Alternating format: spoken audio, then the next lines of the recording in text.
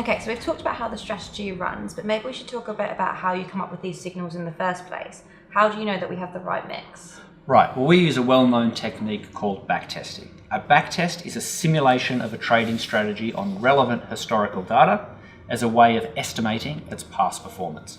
So the Argonaut strategy runs through years' worth of historical data, performing the same calculations that our live system would do. This lets us evaluate how the strategy would have run in the past and calculate some estimates to give us some confidence in the way we're going to run the strategy in the future. So what are you actually testing when you do this? Well, we want to see how the precise combination of signals that we're using works. At a very basic level, we want to see that our strategy works at all.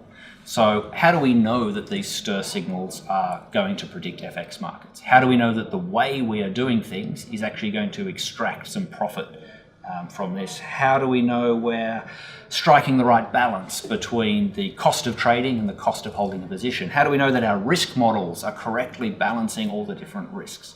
The way we do it is we code up all of these rules and we run it over the historical data in exactly the same way we would have run it live. This lets us estimate the profits or losses that we would have made, and then we can see if we're on the right track.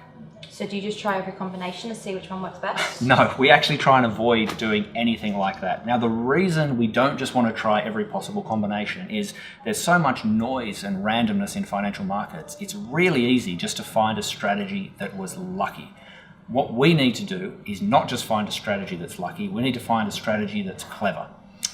Yeah, and there's a great example of this. It's the coin toss problem, I guess what you'd say is if you take 100 coin tosses, heads or tails, and you use that as a training set for a system.